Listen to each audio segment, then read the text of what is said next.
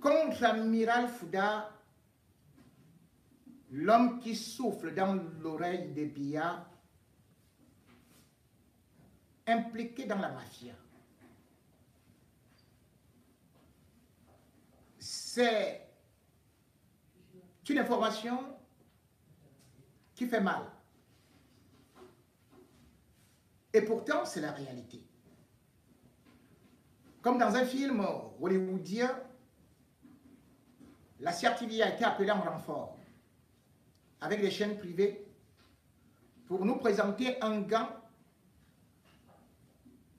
ayant des ramifications, dit-on, à l'étranger, ayant détourné beaucoup d'argent. On parle même parfois, on a même évoqué la somme d'1 milliard.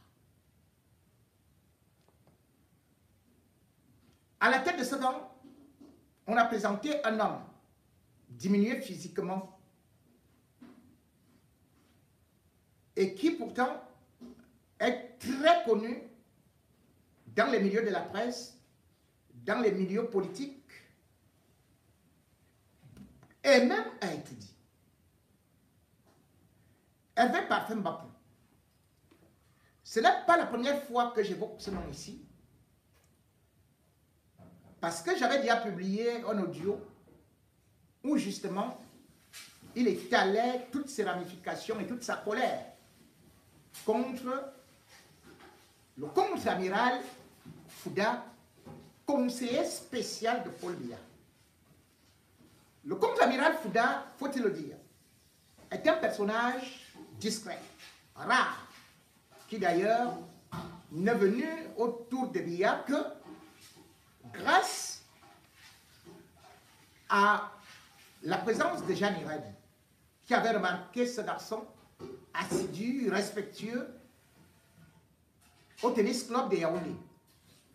Il était encore tout petit, tout jeune, mais ramassait des balles de tennis et parfois venait l'aider avec quelques sacs, ou même quand elle ouvre tout simplement sa malle arrière.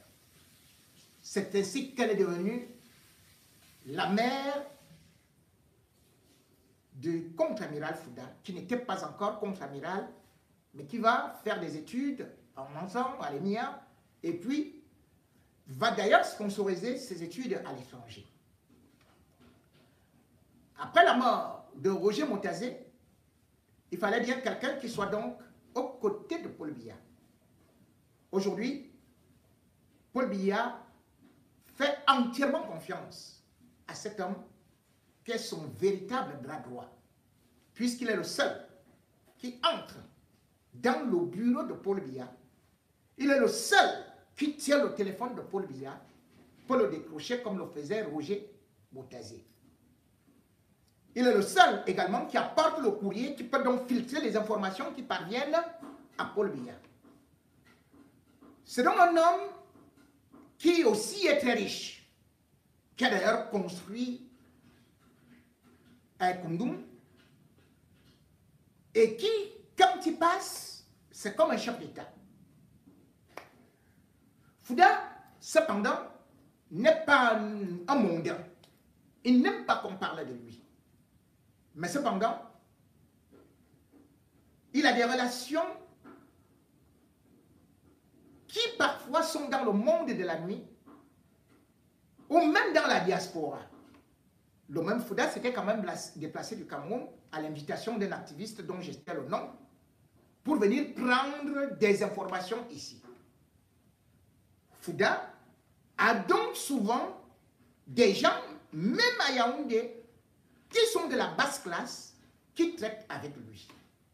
Tel est le cas, justement, de celui-là qui est présenté aujourd'hui comme un chef de gang. Hervé Bapou est un homme qui est connu des milieux médiatiques et politiques depuis 2005. C'est lui qui était l'auteur-compositeur, ou plutôt l'acteur principal de cette grande série que le Cameroun a connue, avec, bien sûr, le metteur en scène Jean-Pierre Amour Belinga, qui avait sorti une édition spéciale, le top 50 des homosexuels. Hervé Bapou est donc celui-là qui s'était levé avec la complicité d'Amour Belinga pour faire le chantage à des personnalités en les accusant d'être homosexuels. Vrai ou faux? Hervé Bapou avait lui-même d'ailleurs témoigné qu'il avait subi une agression sexuelle qui a fait de telle sorte qu'il soit handicapé. Aujourd'hui, il est sur fauteuil roulant. Et il avait indexé donc, accusé ouvertement, le ministre Grégoire Owona.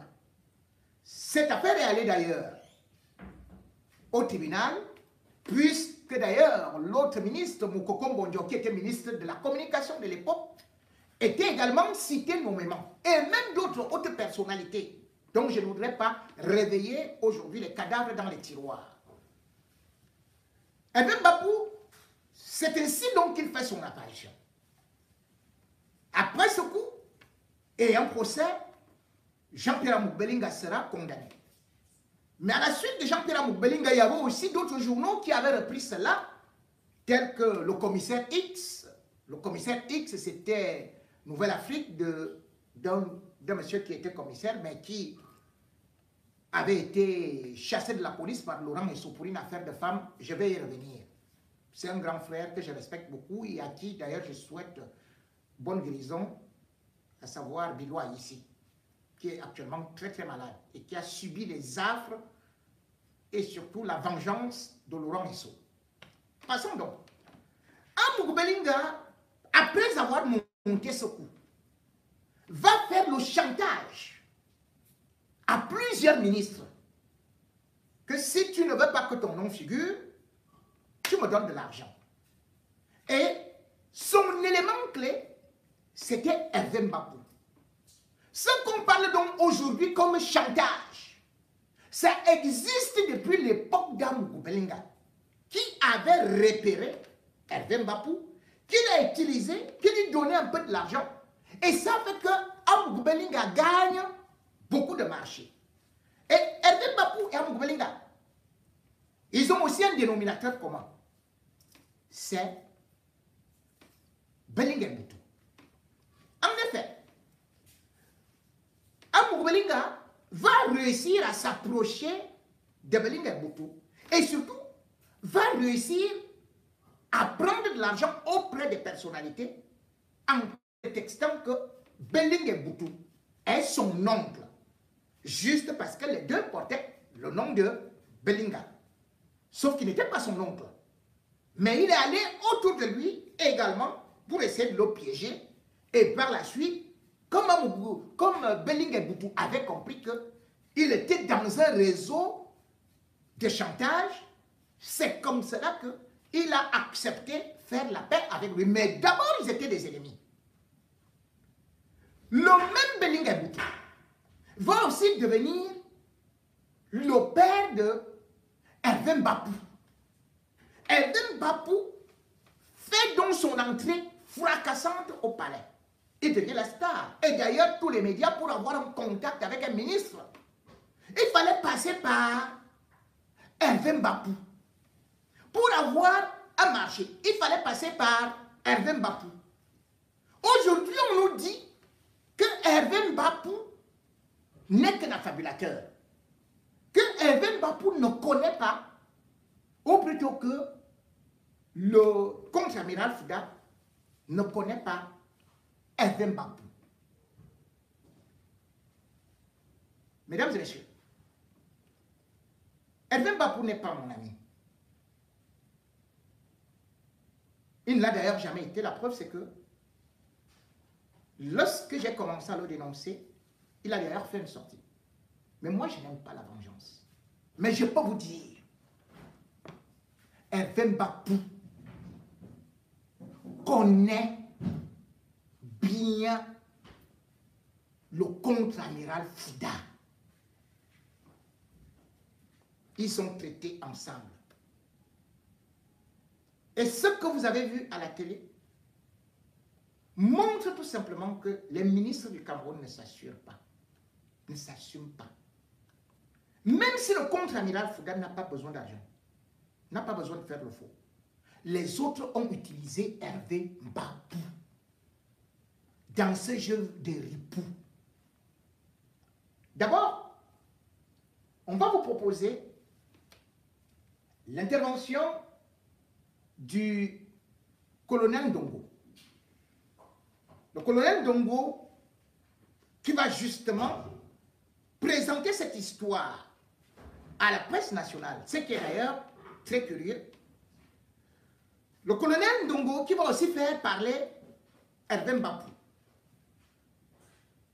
Mais derrière cela, il y a beaucoup d'enjeux.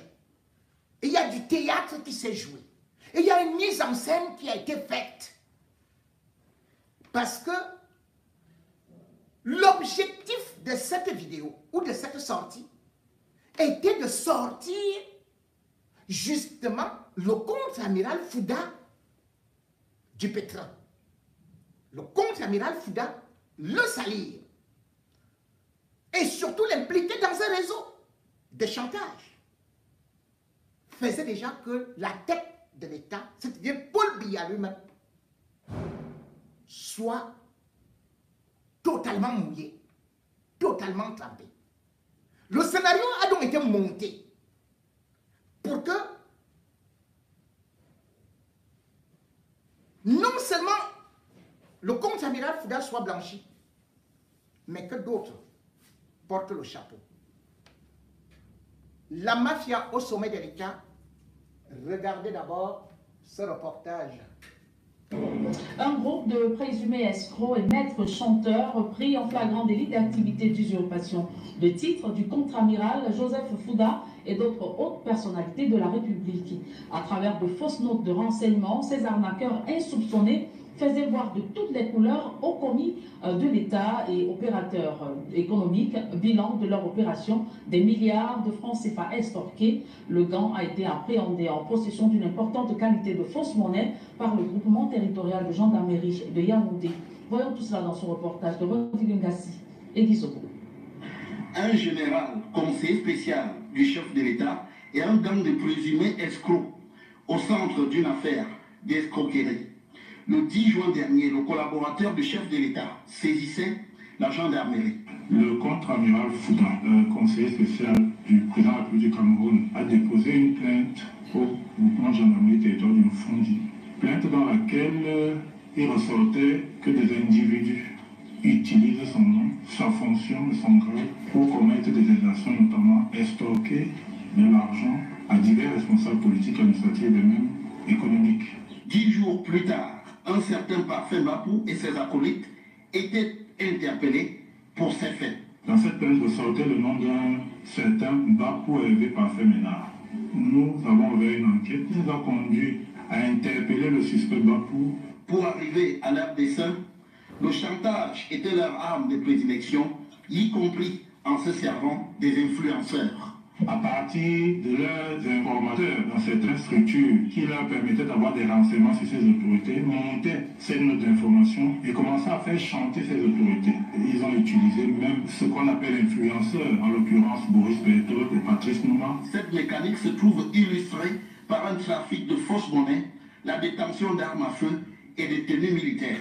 Parmi les victimes des présumés escrocs, des ministres et des opérateurs économiques qui auront été délestés de plus d'1,5 milliard de francs CFA. Cloué sur son fauteuil, Parfait Mbapou s'est dit être une victime et demande pardon. Et depuis 9 ans, je travaille avec ces personnes qui ont utilisé l'identité du contre-amiral Joseph. Mais la victime la plus importante ici, c'est le conseil spécial du président. Donc à lui aussi, je présente vraiment mes excuses. Malgré ses aveux circonstanciés, Parfait Mbapou, déjà impliqué par le passé dans des affaires scabreuses, il devra répondre de son forfait devant le procureur de la République. Mauvais état de la nation. Sur son fauteuil roulant par infinité, robuste à l'apparence, mais aussi par ses faits d'armes d'escrocs encore présumés. Autour de lui, un réseau bâti avec 7 complices sur place au Cameroun et bien d'autres à l'étranger. Leur spécialité, faire miroiter des faveurs du conseiller spécial du président de la République, le contre-amiral Joseph Fouda aux personnalités et surtout du chantage. Le processus part des notes d'information sorties de leur labo. De fausses notes d'information à l'attention du chef de l'État ou encore du plaignant, relevant certains faits de certains responsables de la République, hommes politiques et même du secteur privé, sur d'éventuels détournements.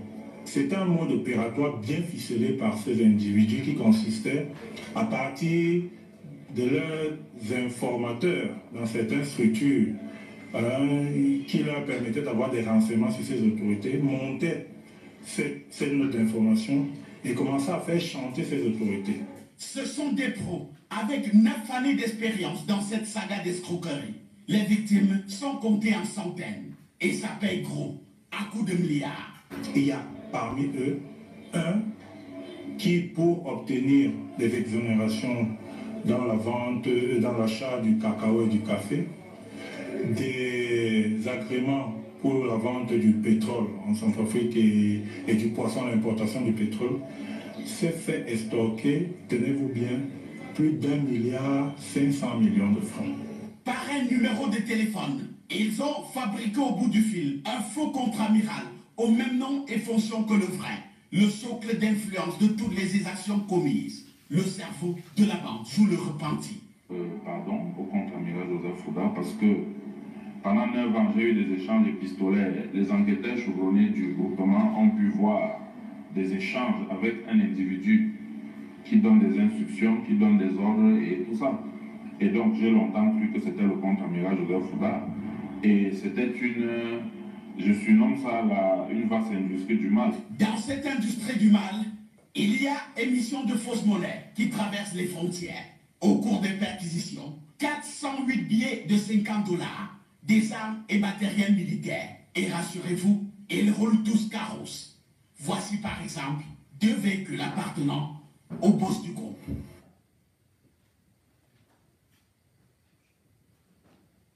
Bon, merci à ses confrères. Alors, vous le connaissez? Ah, ça va les toi-même. Non, ça va. Alors, je t'appelle au sujet de ton petit parfait. Tu sais que grand frère Jules... Le père a été réglé, non? J'ai compris l'affaire, non? Le gars m'a envoyé 1 500 000 par mes téléphones. J'ai dit, hier, je l'allais lui donner. Comment on ne peut pas prendre 1 million dans le compte du coup? J'avais pris, on ne peut pas parler de Jules. Lui, il a mis tout cet argent. Comment il est sorti, Comment tu vas? Ah, ça va les toi-même. Non, ça va. Alors, je t'appelle là au sujet de ton petit parfait. Tu sais que grand frère Jules... Le père a été réglé, non? J'ai compris l'affaire. C'est la voix d'un lanceur d'alerte 1 500 000 par mes téléphones. avec Bankui, le colonel. Comment on ne peut pas prendre 1 million dans le compte du coup? J'avais pris, on ne peut pas parler de Jules. Lui, il a mis tout cet argent. Comment Il est sorti, Comment tu vas? Ah, ça va les toi-même. Non, ça va. Alors, je t'appelle là au sujet de ton petit parfait. Tu sais que grand frère Jules... Le père a été réglé, non? J'ai compris l'affaire, non? Le gars m'a envoyé 1 500 000 par mes téléphones. J'ai dit, hier, je l'allais lui donner. Comment on ne peut pas prendre 1 million dans le compte du coup? J'avais pris, on ne peut pas parler de Jules. Lui, il a mis tout cet argent. On s'arrête là. On s'arrête là.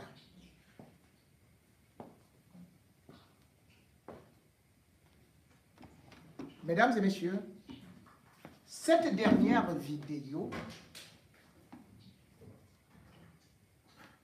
ou plutôt cet audio, vous avez eu à l'écouter déjà. Et il s'agissait d'un business avec Hervé Parfait Bapou.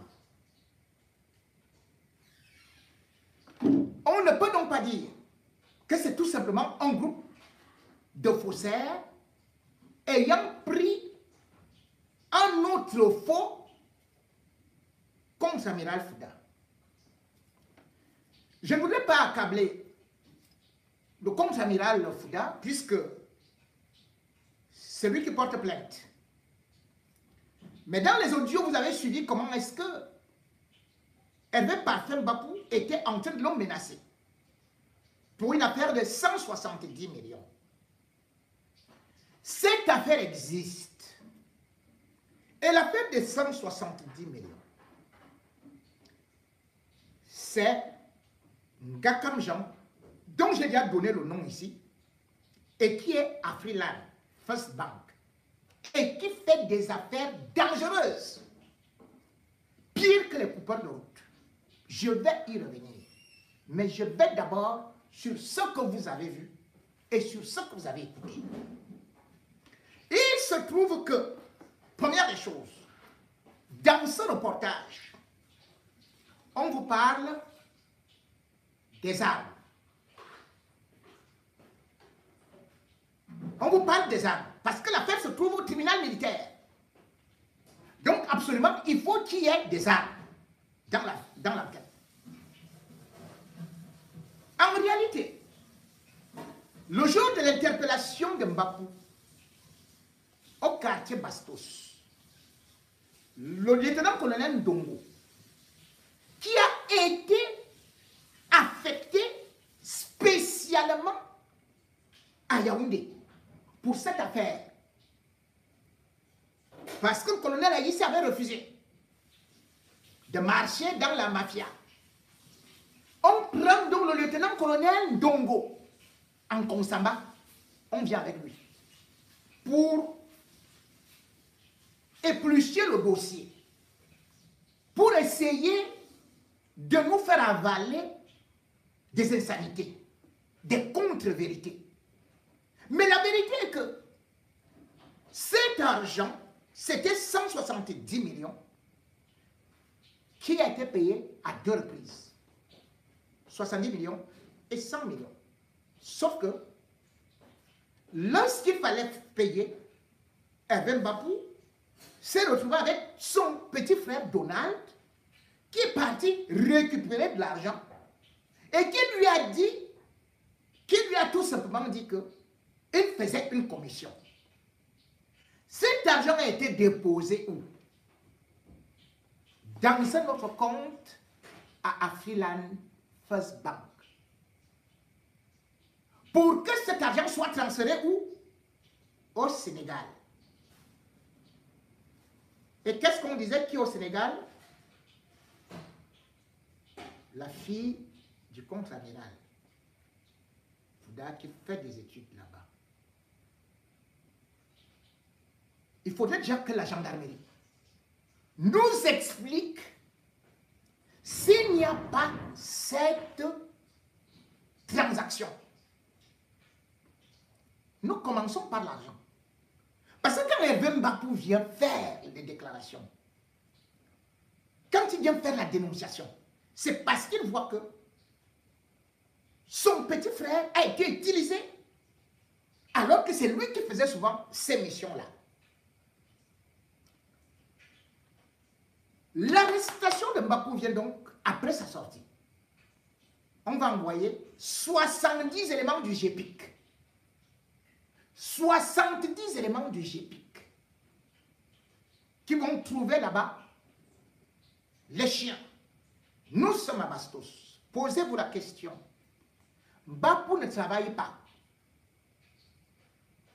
Mbapou occupe une maison à Bastos dont le loyer équivaut à 15 millions par an. 15 millions par an. Qui paye ce loyer? Tous ses amis. Tout le monde sait. Et il le jure partout où il part que c'est le contre-amiral Fouda. Moi, je n'affirme pas. J'ai dit ce que Mbapou racontait. Je n'ai pas dit. Je n'ai pas vu comment le contre-amiral Fouda lui donnait de l'argent. Donc, je ne peux pas témoigner ce que je ne connais pas. Mais c'est Mbapou qui disait ça. Toujours est-il que c'est un haut placé qui donne de l'argent à Mbapou qui ne travaille pas. Mbapou roule dans la Mercedes Somatique. Il a des voitures, il a un train de vie très élevé. Et Mbapou peut vous trouver des marchés dans tous les ministères du Cameroun et vous lui reversez ces 30%. Pourquoi est-ce qu'il est si puissant alors qu'il vient d'une famille très pauvre? Quand on va donc l'arrêter, il a des bergers allemands chez lui qui ont été abattus. Et d'ailleurs, pendant la confusion, il semble qu'un gendarme, d'ailleurs encore hospitalisé parce qu'il a reçu une balle. L'arrestation, c'est 70 personnes du GPIC qui ont atterri là-bas. Quand ils arrivent, ils trouvent qu'il a entouré d'un traduit praticien, un marabout, Inoussa, et puis de Kelingale. Contrairement à ce qu'on vous a dit, que c'est une femme, c'est un homme, c'est un agent de renseignement. Je vais d'ailleurs vous lire comment est-ce que ce dont on les accuse, comment est-ce qu'on les présente. Et je vais vous démontrer que tout ça, c'est de la fabrication. On le prend donc, on vient avec lui. D'autres, cependant, étaient déjà aussi gardés là-bas. Vous avez constaté que lors de cette présentation, Mbapou présente les excuses au contre-amiral Fouda. Là encore, c'est un montage. En réalité, le contre-amiral Fouda était à Paris avec Paul Biya. Puis ils sont allés à Genève. Ils sont repartis de Genève pour aller à Toulon. Ils sont allés à Cannes.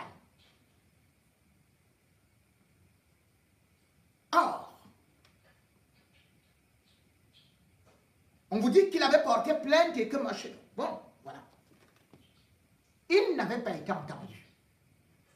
Ce n'est que dimanche que le contre-amiral Fouda atterrit au groupement de gendarmerie.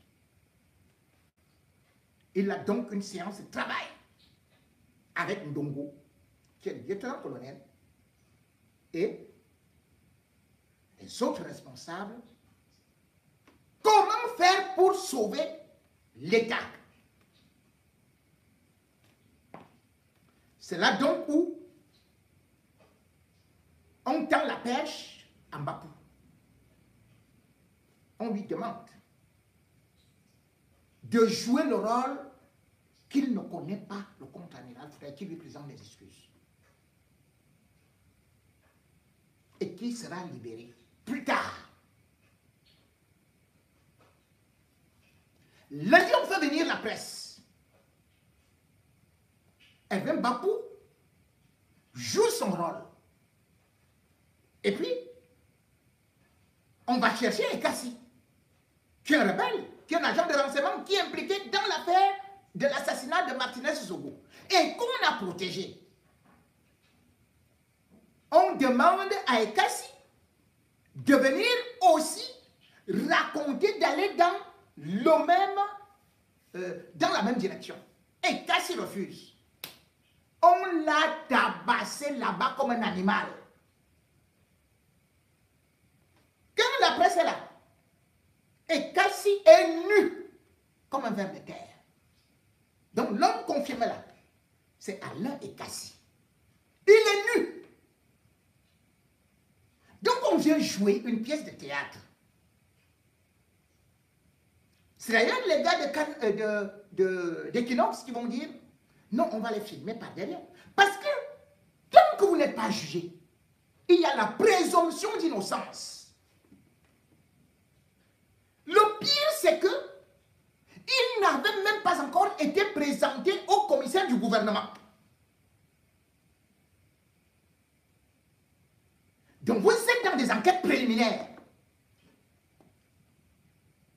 Vous êtes dans les enquêtes préliminaires. Est-ce que vous avez vu le visage d'Angoubelinga? Est-ce que vous avez vu au sein qu'on nous a présenté les images des gars de la DGRE qui ont tué Martinez Zogo, qui ont même avoué. On n'a pas présenté. Mais là, c'est des gens qui sont présumés innocents. Qu'on nous dit qu'ils formaient un gang avec un faux contre-amiral. Où est le faux contre-amiral? Quel est son vrai nom? C'est là la première question. Et je vais vous donner des réponses plus tard. Vous vous retrouvez donc avec des gens qui ont été fouettés, qui ont été tabassés, et dont on dit que c'était un réseau.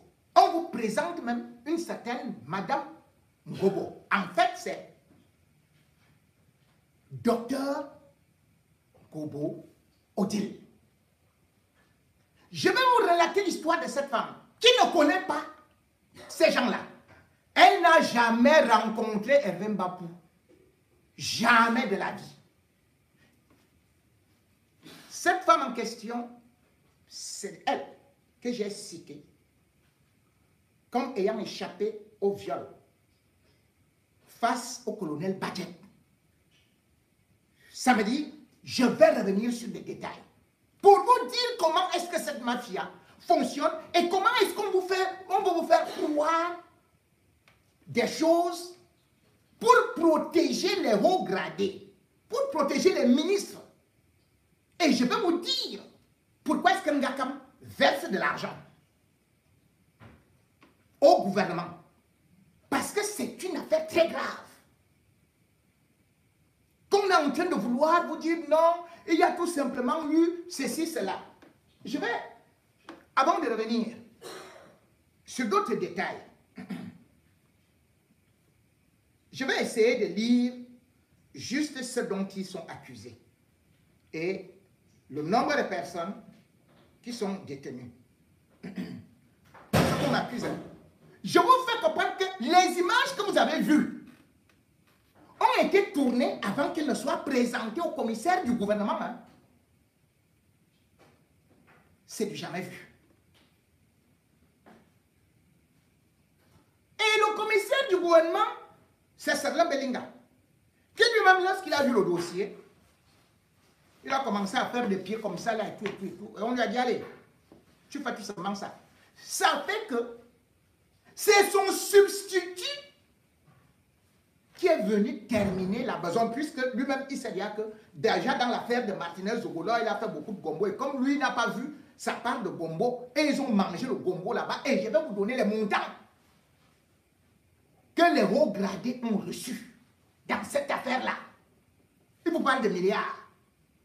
On va arriver tout de suite, dès que je finis d'abord de lire ce qu'ils ont accusé, parce que ordonnance de mise en détention provisoire numéro 062 ORD, ainsi de suite, voilà. Dossier numéro 015 CL MNB 24. Donc, ordonnance de mise en détention provisoire au nom du peuple camerounais. L'an 2024 et le 27 du mois de août, nous, lieutenant-colonel, magistrat, Mvoa, Ndie Bert, épouse També Ebon, juge d'instruction du tribunal militaire de Yaoundé, assisté de Maître Ngambo, Silapé et Vige Patience, sous-lieutenant, greffier d'instruction, vu les articles 11, 12, 15, 26, 218, 219, 220, 221 et suivant du Code de procédure pénale, vu la loi numéro 2017-012 du 12 juillet 2017 portant Code de justice militaire, ensemble les articles 218 alinéa 2, 221 alinéa 1 et suivant du Code de procédure pénale 1. Mbakou Parfait Ménard Hervé, né le 21 juin 1980 à Bertois, fils de Ankwene Mirabel, sans profession, Sans profession. Hein. Domicilié à Yaoundé, Bastos. Bastos, sans profession, domicilié à Yaoundé. Bastos. Et les services de renseignement du Cameroun ne se posent pas la question que quelqu'un qui est sans domicile, qui est sans profession, est domicilié à Bastos pour un loyer de 15 millions par an. Non, les services secrets ne le savent pas depuis 10 ans. C'est bien. De nationalité camerounaise. 2. Et Kassi Alain, né le 28 décembre 1979 à Yaoundé, fils d'Onkolo Valentin et de Ngonomari Sabine, agent de renseignement, domicilié à Yaoundé, Ngousso, de nationalité camerounaise. Dans l'affaire Martinez-Zogo, on nous a dit que Ekassi n'était pas un agent de renseignement, que c'était un faux gendarme, non? On nous a dit que c'était un faux gendarme, qu'il a fait un faux émetteur et qu'il s'est retrouvé là par hasard à côté de Martinez. Ici, dans l'ordonnance, dans le même tribunal militaire, Ekassi devient agent de renseignement. Alors qu'en tant qu'agent de renseignement, dans l'affaire Martinez, puisqu'il était l'un des derniers, avec Bidjongo, le neveu d'Amou Belinga, qui se faisait passer pour Arthur Atanda. Il était le dernier, l'un des derniers à voir Martinez Zogo. Mais on ne l'a pas déféré. Aujourd'hui, on vient vous dire que c'est un agent de renseignement. Alors que dans le dossier de Martinez Zogo, c'est un faussaire. C'est quelqu'un qui est seulement proche du CED comme ça, qui a pris un émetteur qui semble-t-il était un jouet. Bon, on continue. Parce que je vais revenir sur Ekassi. Taillé Janvier, né le 2 février 1975 à Yaoundé, fils de Edou André et de Edima Justine, fonctionnaire de police en service à la DGRE, domicilié à Yaoundé, Nkwaban, de nationalité camerounaise. Encore la DGRE. Encore la DGRE.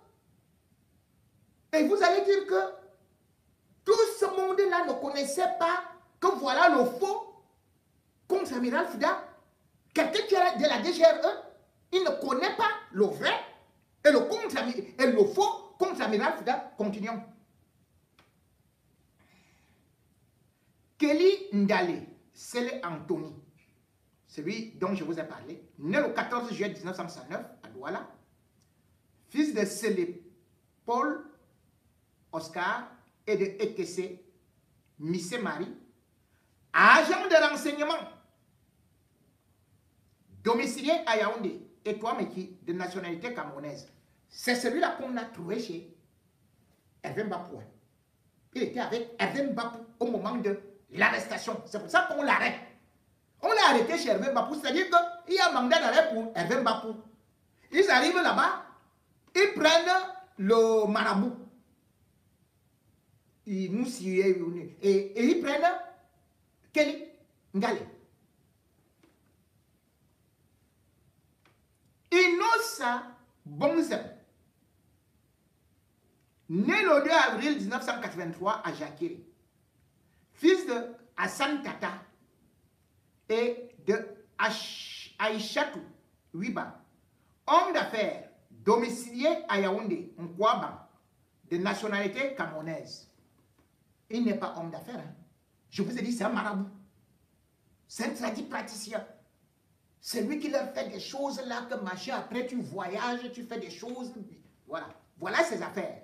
Le tradit praticien qui traite avec tous les gens haut placés là. Innocent.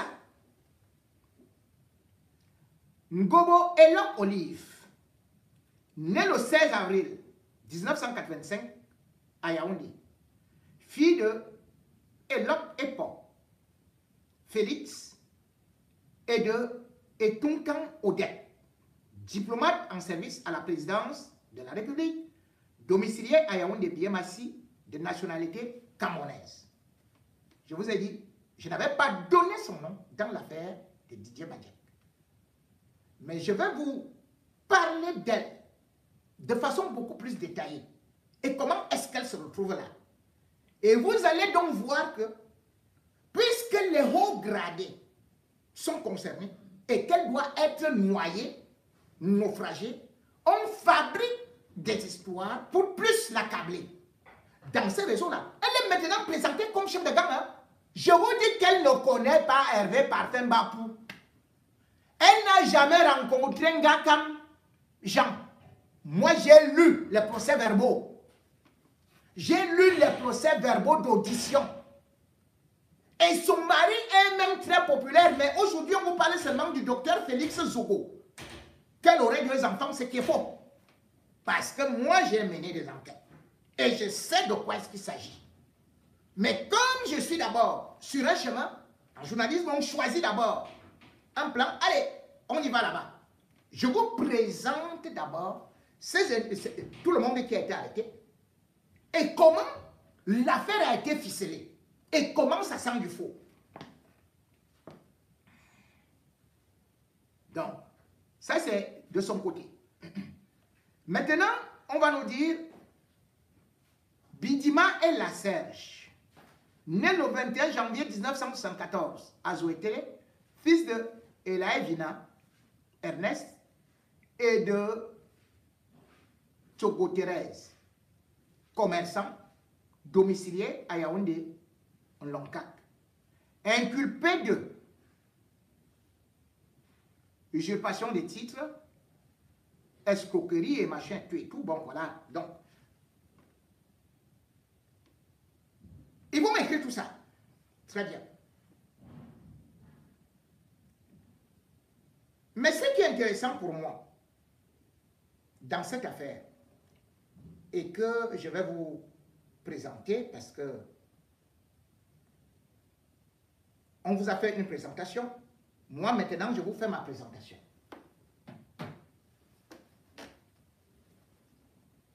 Premièrement, ils vous ont présenté la fausse monnaie. C'est un faux montage.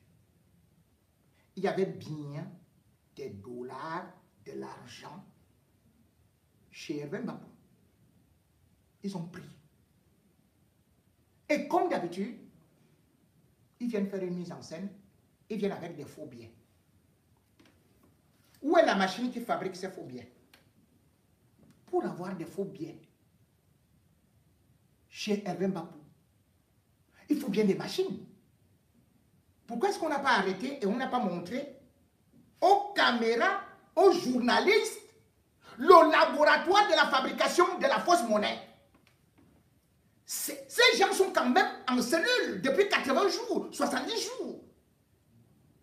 Comment ils n'ont pas pu nous montrer ça? Ils sont partis faire une perquisition Siendale. La perquisition a été faite un jour férié, c'est-à-dire le 15 août. Le 15 août, c'est là où on choisit d'aller faire une perquisition.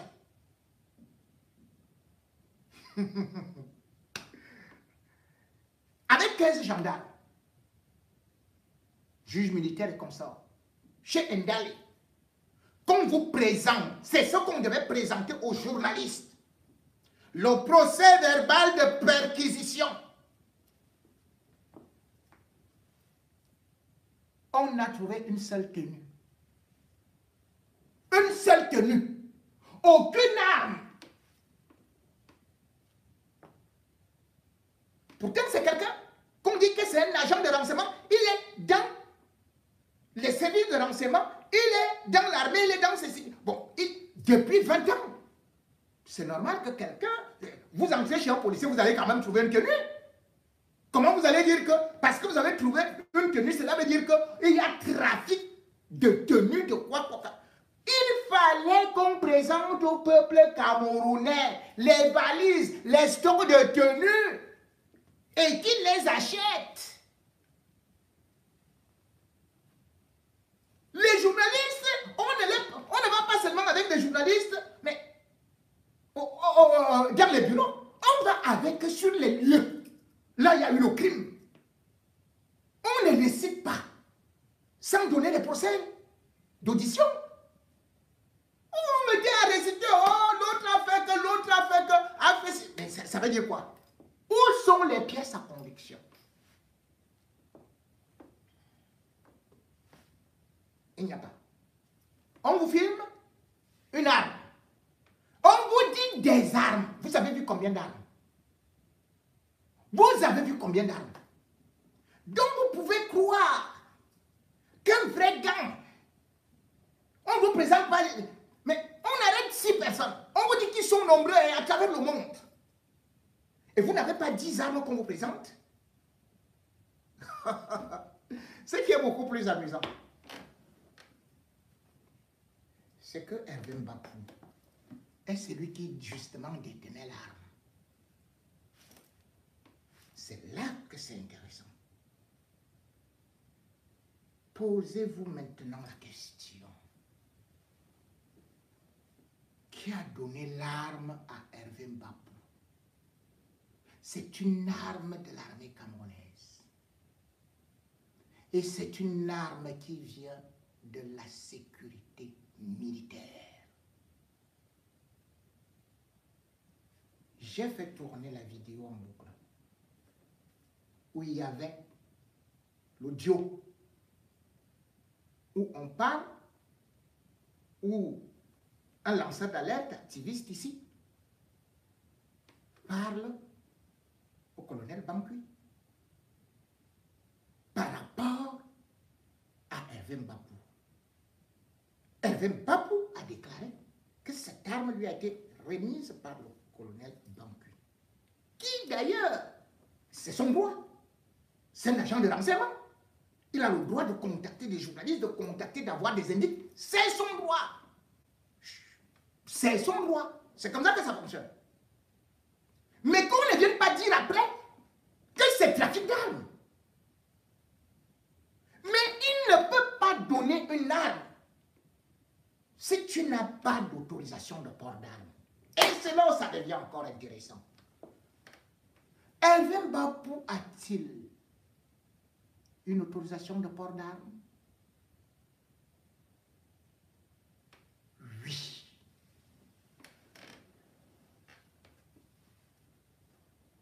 Qui a signé l'autorisation de port d'armes? Ce n'est pas une fausse autorisation, c'est une vraie. Qui a signé?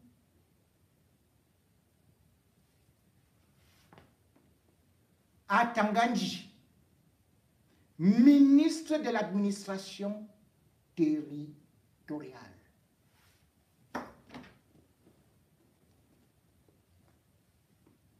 À partir de cet instant, comment on veut nous parler d'un gang, des gens, des trafiquants d'armes, des trafiquants de fausses monnaies, des trafiquants de quoi?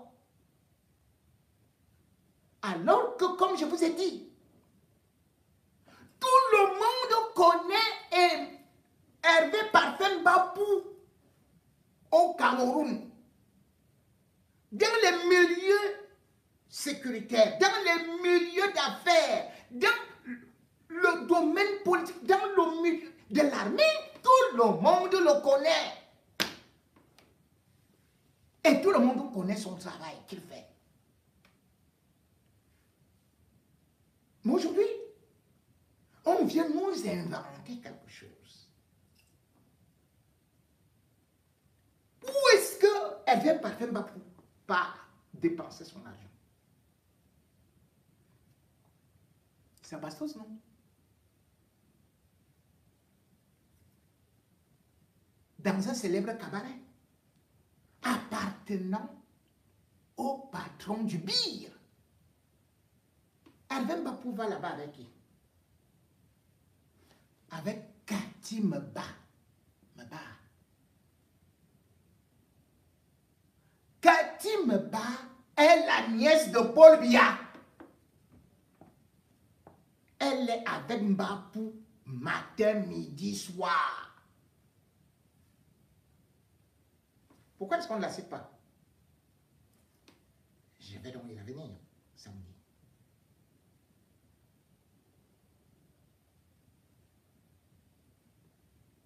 vrai chef de gang, c'est celui qui joue dans le rôle du contre-amiral Fouda.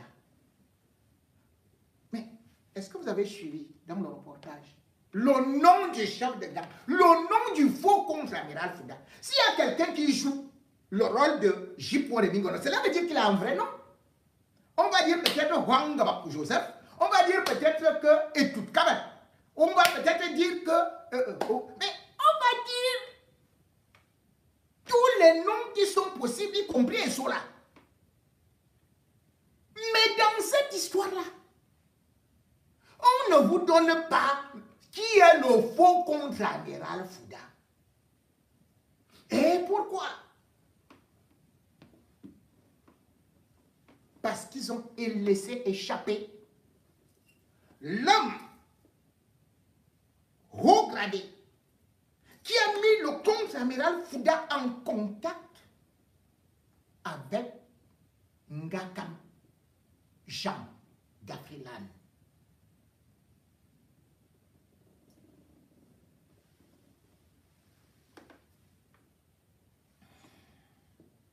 Et cet homme, c'est un colonel retraité. Une seconde.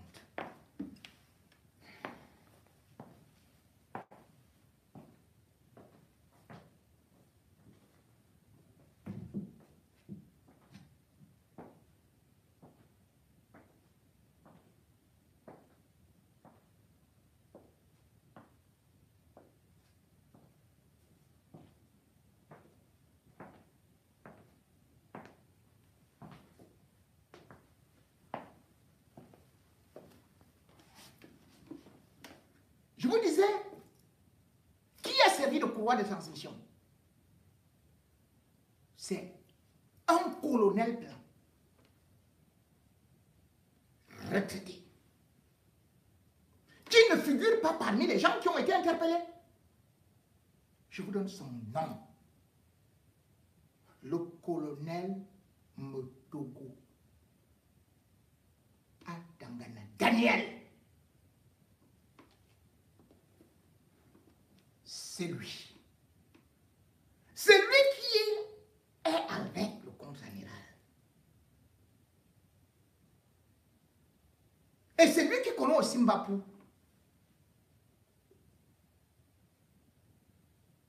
Il est où? On dit qu'il a fui le pays. Mais on n'a pas cité son nom. Qui a laissé qu'il fuit le pays?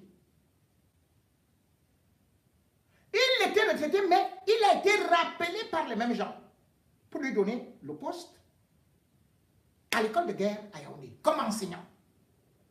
Et c'est là où il va faire la rencontre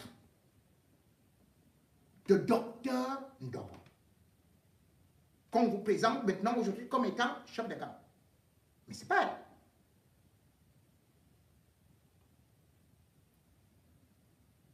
Il était directeur de SEFTA à Ekounou avant d'aller occuper ce poste-là. Et même commandant de légion. C'est un grand monsieur et il est du Sud. Alors il ne faut pas que ça touche les gens du Sud, d'autant plus qu'il entre dans la famille Biya, d'autant plus qu'il a des réseaux là-bas, et d'autant plus que l'affaire que vous entendez là, c'est un scandale haut de gamme, comme je vous ai dit, qui peut même s'approcher du scandale Glencore. Ce monsieur avait d'ailleurs échappé à un assassinat en février 2008 à Massamanongo. Parce qu'il menait déjà lui-même une enquête sur les 21 militaires qui avaient été tués à Bakassi. Et donc, cette enquête n'a jamais été publiée. Pourquoi ça n'a jamais été publié? Et d'ailleurs, c'est pour ça qu'il a été mis à la retraite. On avait donc intérêt à l'exfiltrer parce qu'il connaît trop de choses. C'est quelqu'un qui ne peut pas aller en prison. C'est une exfiltration. Pour qu'il n'y ait plus de liaison avec le contre-amiral Fouda. point final. Voilà comment l'affaire est bâclée. On ne peut pas parler d'une affaire de quelqu'un qui jouait le rôle du contre-amiral Fouda. Mais ce n'était pas Hervé Mbapou qui a joué ce rôle-là.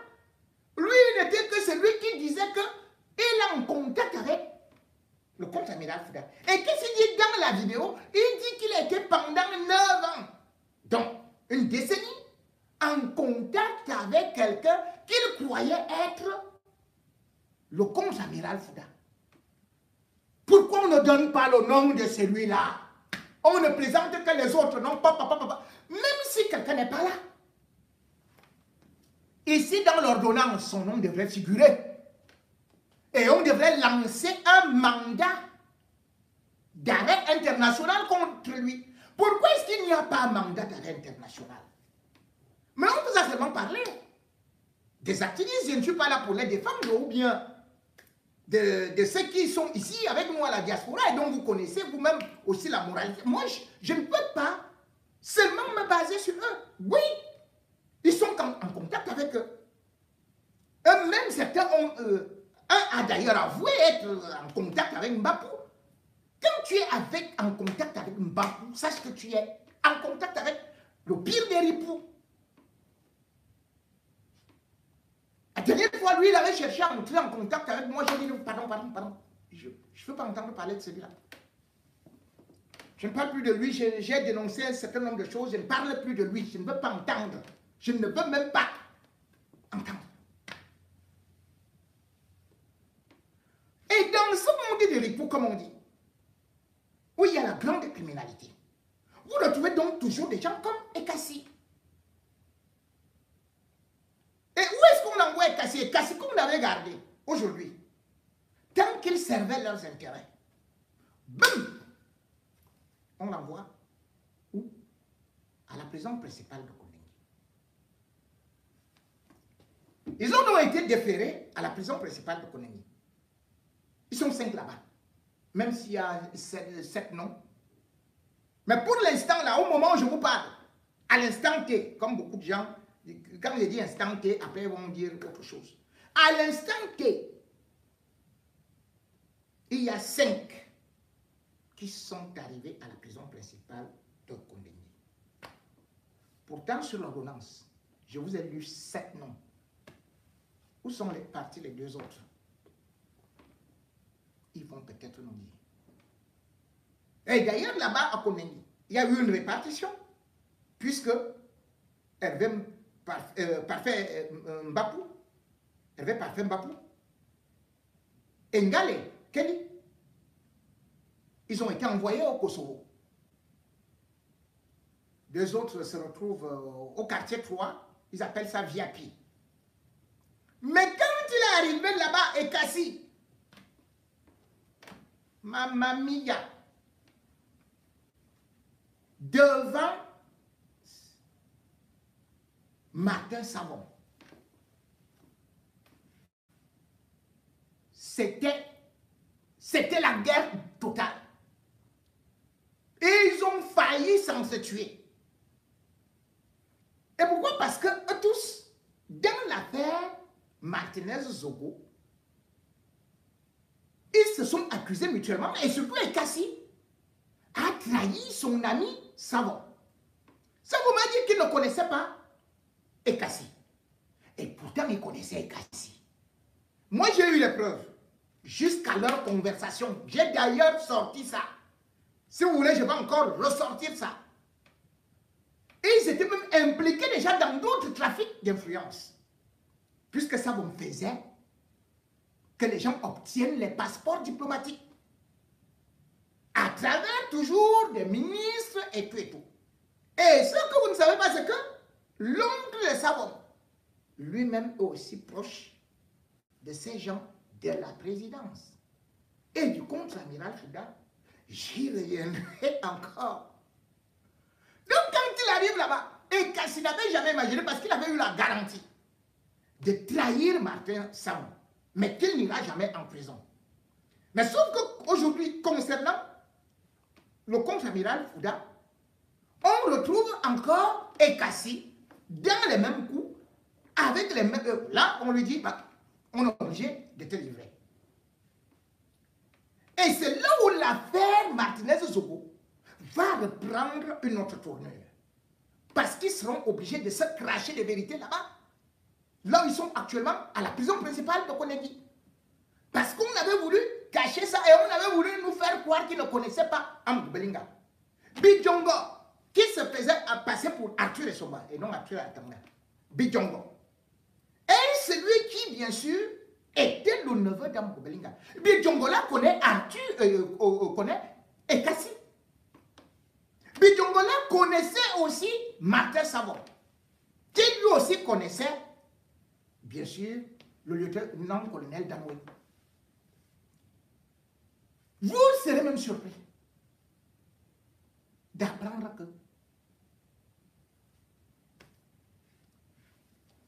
Amadou Belinga c'était un businessman avec Savon. Ils se connaissent très très bien. Et d'ailleurs, pour Ekassi, pourquoi Ekassi avait livré l'autre? Parce que Ekassi lui-même voulait un passeport diplomatique dans sa belle famille. Et ça, vous m'avez pris 500 000 qu'il n'a pas remboursé. Et Ekassi a commencé à lui faire des pressions. Et comme Ekassi connaissait ses acquaintances et connaissait ses circulations et connaissait aussi le jeu qu'il faisait derrière Martinez-Zogo, Ekassi est parti le livrer. C'est Ekassi, et non la géolocalisation comme on dit, c'est Ekassi qui dit que Savon a pris l'argent à tel ou tel endroit, tel somme. C'est lui qui dit, parce que quand Savon cause avec lui, et même quand il a entendu, lui il vient dire que Savon m'a dit de vous dire que je ne le connais pas. Et quand on interroge Savon, lui aussi bêtement il dit, je ne connais pas Ekassi. Or, il connaissait bien Ekassi. Et il connaissait Jean-Pierre Amadou Belinga. C'est donc des amis. C'est le même réseau qui fonctionne à Yaoundé depuis dans le fort. Amadou Belinga est dans le réseau où on imite même la voix de Paul Biya. Où il vous fait comprendre qu'il est en contact avec tel ou tel ministre. Et c'est comme ça qu'il a formé aussi celui qui aujourd'hui, la star, Hervé Mbapou. Ce sont les produits d'Amadou Belinga. Et eux tous, ils ont travaillé avec les hauts cadres de la présidence de la République. La preuve, c'est que la plupart des marchés d'Amadou Belinga, c'était où? C'était à la présidence. J'ai posté une photo là. Il se retrouve avec qui? Avec le Monda Yolo. Monda Yolo connaît bien ce type qu'on appelle Hervé Parfait Mbapou. Comme il connaît aussi Amadou Belinga. Comme il connaît tout ce monde-là. Ces gens ont fait des complots. Et c'est ça qu'on dit que le sang de Martinez est très amer. Parce que même ceux qui étaient cachés, eux-mêmes sortent du trou aujourd'hui pour venir s'afficher.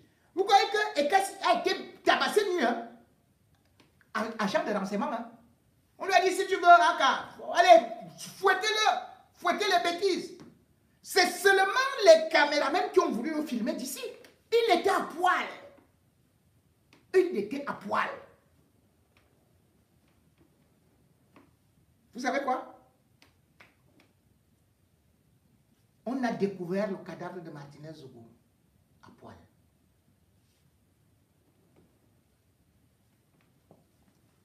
Les hommes-là des hommes-là, lui m'a commencé à se déshabiller, à enlever les habits pour marcher à poil.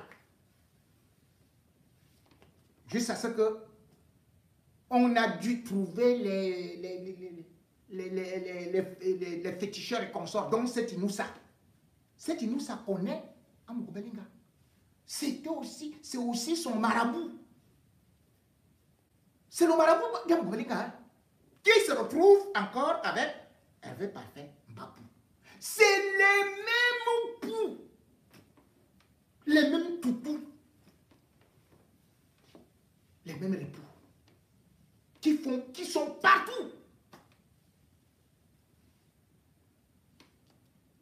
Cette affaire donc vient également prouver qu'au sommet de l'État, Il n'y a pas de probité morale. Comment Hervé Bapou fait pour se retrouver avec ces gens? Parce que tous, ils sont friands de la bonne chair, de la chair fraîche, dans leur pratique, dans la pédocriminalité, dans la pédérastie. C'est lui qui a donc souvent été comme un hameçon, ou bien il utilise son hameçon, il met la part, il jette là où il y a les jeunes, on le voit avec des belles voitures, on le voit avec une montre incroyable. Chaque fois qu'il veut poster là, il dit la montre ici, ça coûte 25 000 €. Oh, vous avez vu la chaussure, ça coûte telle somme. Vous avez vu la ceinture, vous avez vu la cravate ici, vous avez vu la gourmette. C'est comme ça que Hervé Bapou fonctionne. Quand il finit de fonctionner comme ça, quand il finit de dire ça, les jeunes aussi, ils lui disent que montre-moi alors le réseau. Il dit mais c'est pas grave, viens tout simplement et puis je vais te montrer. Et c'est comme ça qu'il prend ces jeunes-là à Yaoundé, les recrutent dans le milieu artistique, dans le milieu de la presse. On va donc les défoncer, marche arrière. Et c'est ça que je vous disais, que même dans l'armée, c'est les mêmes gens qui se retrouvent là-bas. Colonel Ndongo, lieutenant-colonel Ndongo, ne me fais pas parler. Ne me fais pas parler. Toi-même tu connais. Comme aussi Badjeko. Mais le rôle que tu es en train de jouer là,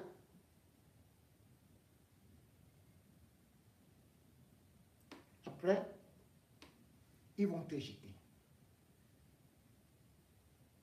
Ils ont utilisé celui-là, non? Bapou. Il est où aujourd'hui? Ils sont tous à Kondengui. Et on les met tous dans la même prison pour se manger. Voilà comment est-ce que l'esprit de Martinez Zogo est très fort. Voilà comment est-ce que Martinez Zogo est en train de démasquer tous ceux qui lui ont causé des torts. Voilà comment Martinez Zogo, qu'on croyait mort, est en train d'enterrer ceux qui sont vivants. Parce que là, c'est l'enterrement. Oui, le contre-amiral Fouda pourrait se laver les mains. Mais il lui faudrait une conscience. Il lui faudrait des réponses par rapport à ce qu'il a eu à fréquenter. Et surtout, se demander, est-ce que ce qui est arrivé à son fils ne pourrait pas continuer à arriver? Qu'il me soit permis de rappeler que le fils du contre-amiral Fouda, Joseph, était commando de la GP.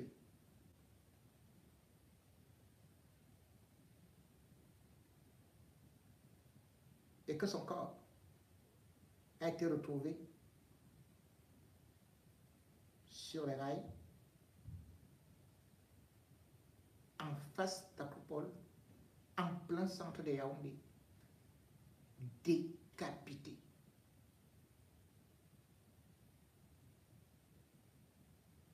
Un gaillard, un gars fort. Mais c'était juste une vengeance par rapport à certains faits dont lui-même il sait.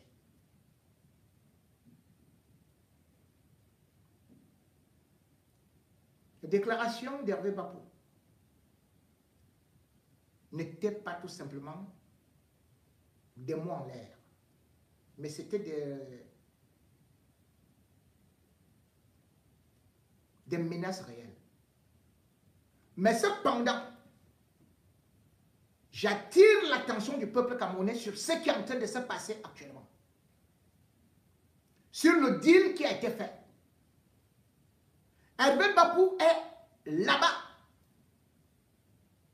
avec au moins une dizaine de chefs d'inculpation.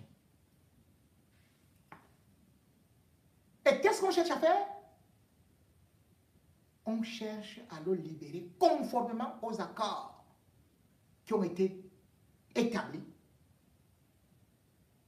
oralement entre eux pour qu'ils viennent blanchir le contre-amiral Fouda, salir les autres et que ce soit eux qui portent le fardeau de toutes ces responsabilités, de tout ce faux, de tous ces réseaux mafieux. On ne peut pas libérer le chef de gang. Si vous tentez de le libérer, j'irai avec vous balle au pied. Hervé Mbapou doit assumer qu'il a dénoncé tous ceux qui l'ont utilisé. Il n'a pas encore parlé. Hervé Mbapou vomit, crache le feu. Sinon, tu vas rester là-bas, comme les hommes des hommes. Comme un Bélica. N'est-ce pas qu'il était avec eux? Il a fait combien de temps là?